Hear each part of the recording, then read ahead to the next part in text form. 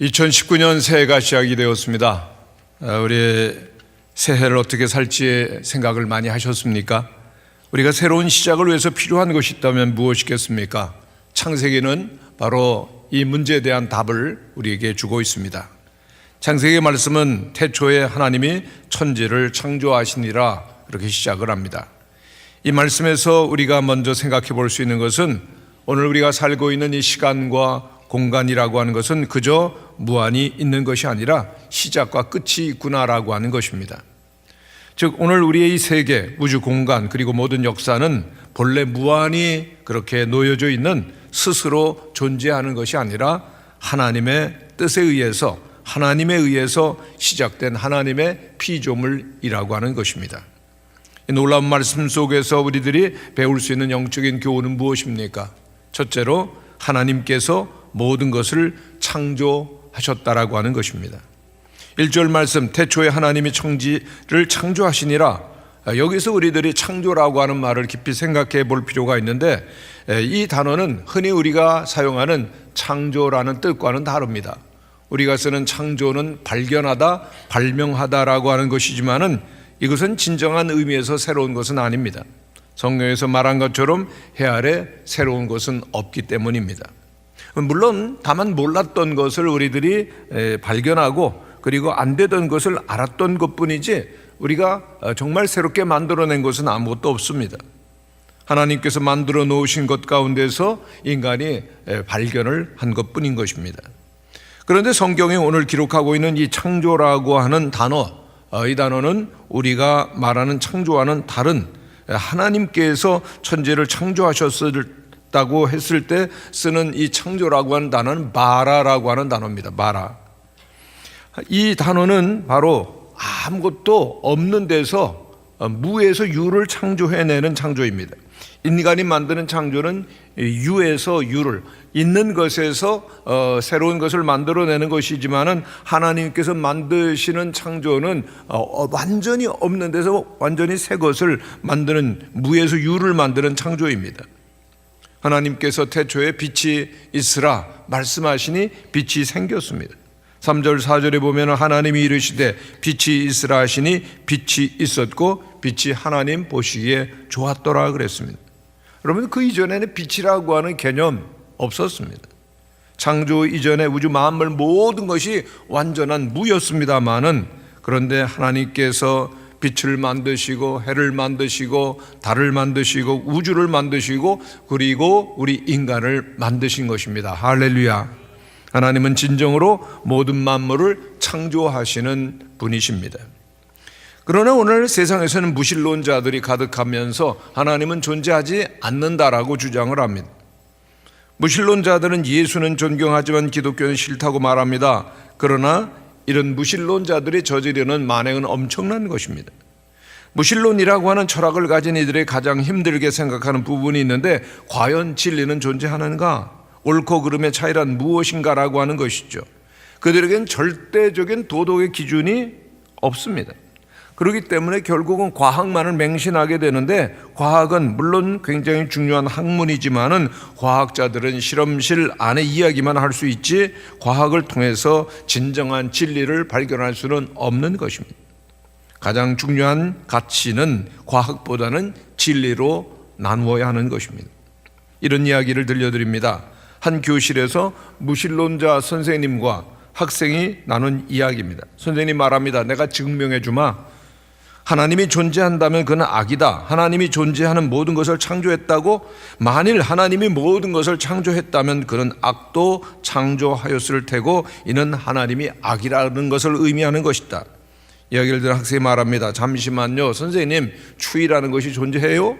아니, 그걸 질문이라고 하냐? 당연히 존재하지. 너희들 추워본 적이 없냐? 학생이 말합니다. 아니요. 사실 추위라고 하는 것은 존재하는 것이 아닙니다. 물리학 법칙에 의하면은 우리가 추위라고 하는 것은 실제로는 열이 존재하지 않는 상태를 말하는 것입니다. 선생님, 또 어둠이 존재하나요? 물론 존재하지. 학생이 말합니다. 그렇지 않습니다. 선생님, 어둠 역시 존재하지 않습니다. 어둠은 실제로는 빛이 없는 상태를 말하는 것입니다. 우리가 빛에 대해서는 연구할 수 있지만 어둠에 대해서는 연구가 불가능한 것입니다. 마찬가지입니다. 악이라고 하는 것 존재하지 않습니다. 그것은 그저 어둠이나 추위와 같은 것이죠. 하나님은 악을 창조하지 않으셨습니다. 악은 사람이 하나님의 사랑을 자기 마음속에 가지고 있지 않을 때 나타나는 결과일 뿐입니다. 이 똑똑한 학생이 누굴까요? 아인슈타인입니다. 그래서 선생님이 완전 패했다는 겁니다. 성도 여러분, 오늘 우리들이 그저 세상을 그냥 물질 세계만 바라본다면 그 누구도 진정한 행복과 그리고 진리를 발견할 수가 없습니다. 우리들이 잘 알고 있는 프리드리히 니체는 아버지와 양가 할아버지 모두가 목사였습니다만 어느 날 믿음을 잃고 맙니다. 1900년에 죽은 그는 신은 죽었다고 말한 후 이렇게 말했습니다. 그러므로 20세기에는 이런 변화가 있을 것이다. 첫째, 범세계적으로 사람들이 미쳐갈 것이다. 둘째, 피해 혁명이 일어날 것이다. 실제로 그는 죽기 전에 13년간을 미치광이로 살았습니다. 하나님 부인했기 때문이죠. 그리고 20세기에 들어서 두 차례 세계대전을 통해서 전 세계적으로 수많은 사람들이 피를 흘리며 죽었습니다. 정치인들이 이런 얘기를 하면 좌파 우파를 이야기할 것입니다. 그러나 정말 그들이 잃어버린 것이 있는데 위아래입니다. 위에 계신 창조주 하나님, 그리고 그 아래에 있는 피조된 세계와 사람들을 잃는다면은 우리는 미래를 잃어버리는 것입니다. 그러나 그것을 기록할 때 우리는 생명과 사랑을 되찾을 수 있는 것입니다. 성도 여러분, 오늘 우리들이 살고 있는 세상은 어둡지만은 빛을 창조하신 창조주 하나님과 함께할 때 미래가 밝음을 믿는 성도들 되시기를 간절히 축원합니다. 오늘 수많은 사람들이 그리고 또한 수많은 젊은이들이 창조주 하나님 안에서 소망을 발견할 때 얼마나 좋겠습니까? 그러나 하나님이 없으면 미래도 없는 것이고 소망도 없습니다. 이 역사를 바꾸는 것은 딱 한 사람입니다. 많은 사람들이 오늘의 이 무너진 세상을 다시 세우는 길이 어디 있느냐라고 탄식을 합니다만은 중요한 것이 있습니다. 내가 바꾸면 되는 것입니다. 한번 따라 하시기를 바랍니다. 내가 바꾸겠습니다. 내가 뭘 바꾸면? 내가 바뀌면 됩니다. 내가 바뀌는 것만큼 세상은 변하는 것입니다. 그걸 믿지 않기 때문에 정치인이 바뀌어야 되고 또 시대가 바뀌어야 된다라고 탄식하며 기다립니다. 그러나 내가 바뀌는 것만큼 이 세상은 새로운 길이 열려지고 다른 모습이 펼쳐질 것입니다. 성도 여러분, 우리가 누구입니까? 모든 것을 창조하신 하나님을 믿는 하나님의 사람들입니다. 창조주 하나님과 함께 새해를 시작하면서 새로운 결단을 할 때 내가 새로워지고 그럴 때 가정도 교회도 사회도 나라도 새로워질 것입니다. 창조주 하나님과 함께 새로운 마음을 가지시고 새로운 출발하시는 모든 성도들 되시기를 간절히 축원합니다. 두 번째로, 하나님은 어떤 분이십니까? 창조하신 세상과 우리를 지금도 보고 계시는 하나님이십니다. 4절에 보면 하나님이 그 빛을 뭐라 그랬습니까? 보시니 그랬습니다. 빛을 창조하신 하나님께서 그 빛을 보셨다라고 말씀합니다. 하나님께는 친히 창조하신 모든 만물을 늘 보시는 분이십니다. 오늘 많은 분들이 진실하게 살고 말씀을 지키며 경건하게 사는데 아무도 몰라준다라고 안타까워할 때가 있습니다. 그러나 여러분, 마음 아파하실 것 없습니다. 왜요? 하나님이 오늘 우리를 지금 보고 계시기 때문입니다. 우리의 실수와 죄와 허물을 생각하면 참 마음이 아프고 괴롭습니다마는 하나님은 우리의 눈물을 보시는 분이십니다. 오늘 우리를 보고 계시는 주님을 볼 때 다른 사람이 주지 못하는 즐거움을 우리들은 마음속에 경험할 수가 있는 것입니다.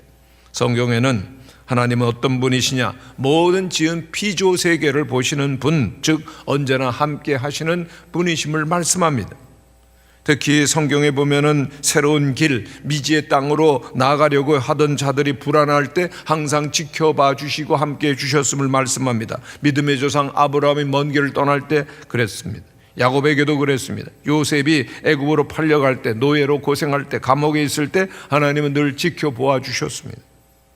시편 34편의 말씀을 한번 같이 읽겠습니다. 시작.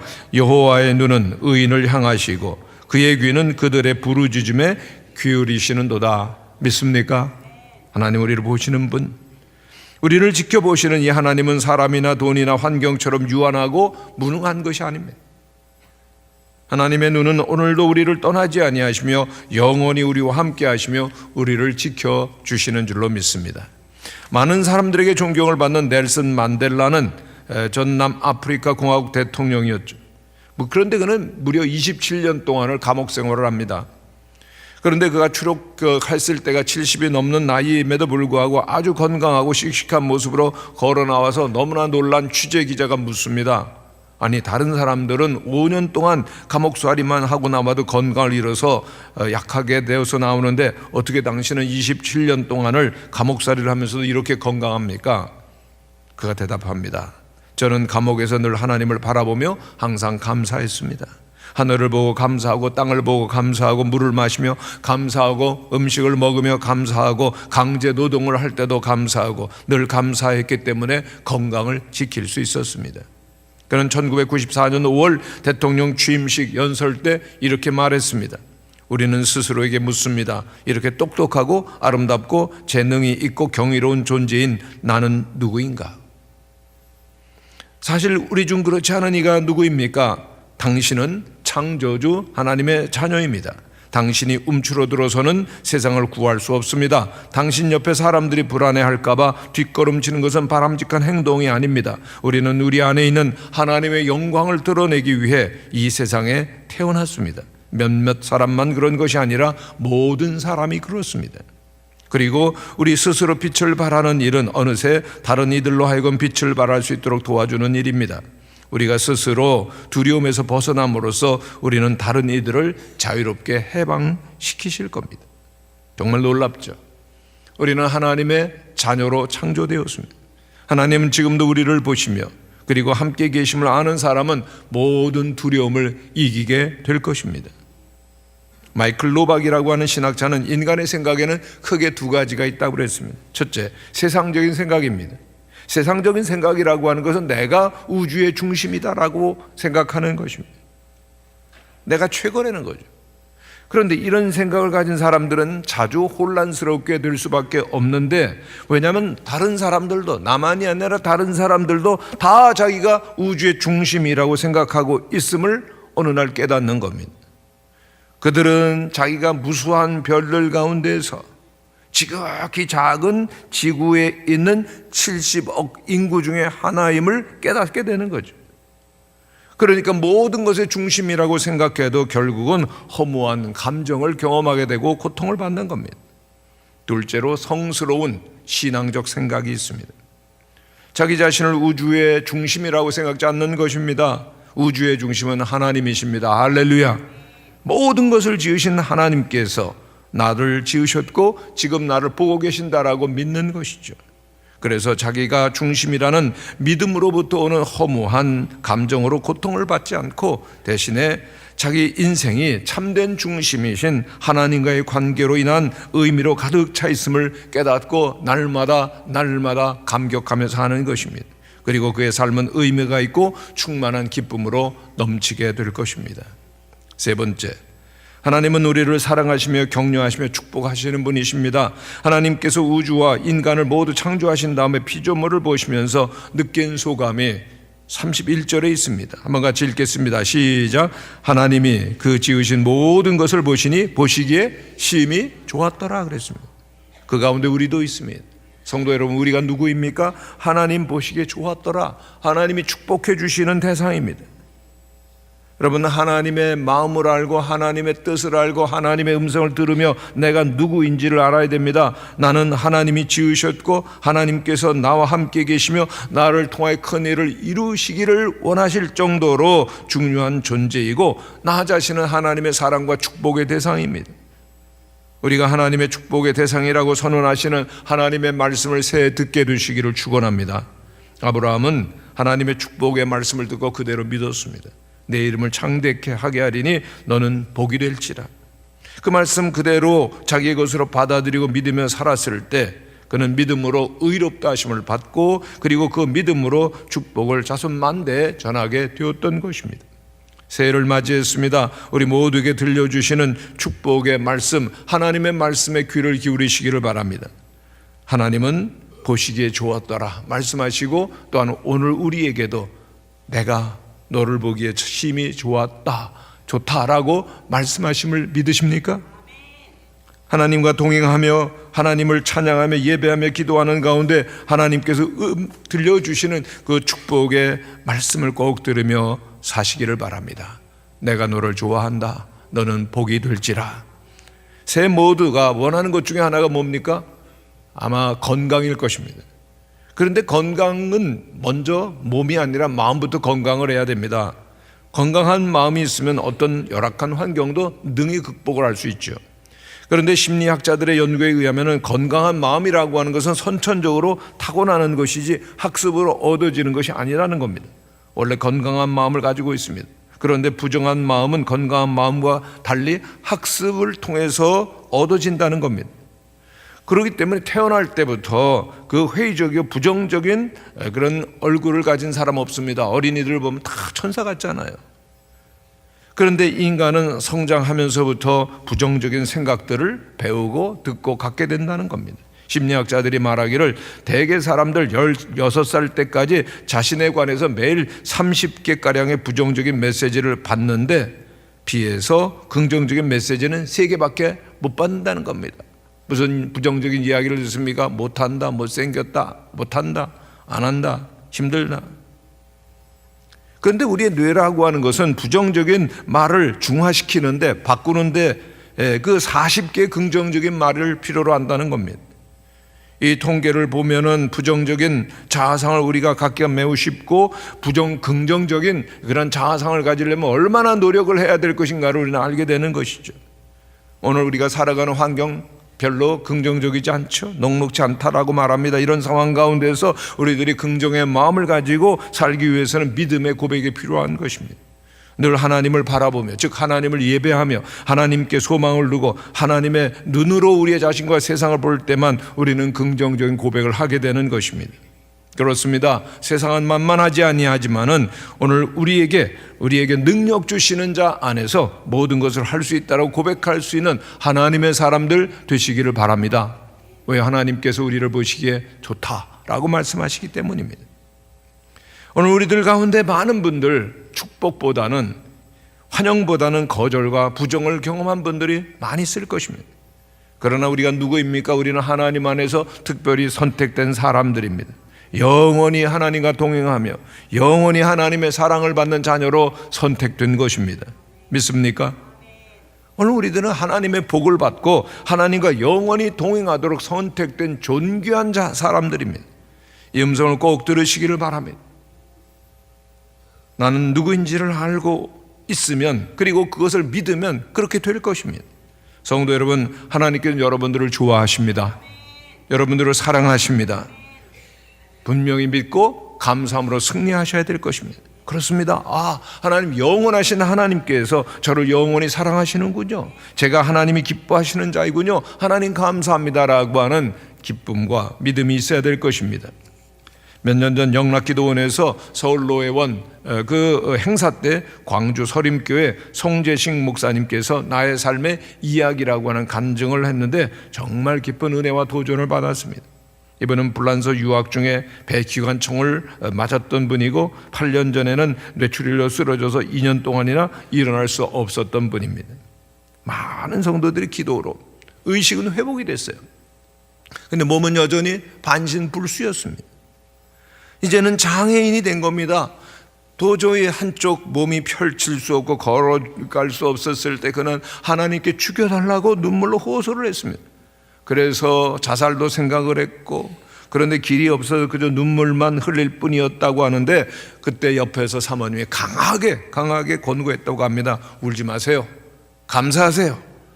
아직 살아있고 가족도 있고 성도들도 있잖아요. 감사하세요.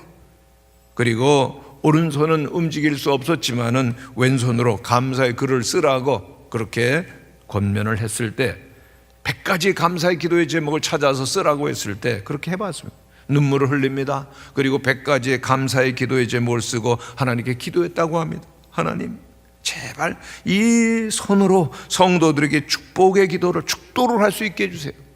여러분, 축도하려면 손을 들어야 되잖아요. 그런데 그 기도를 하는데 손이 쑥 하고 올라가는 기적이 일어났다고 합니다.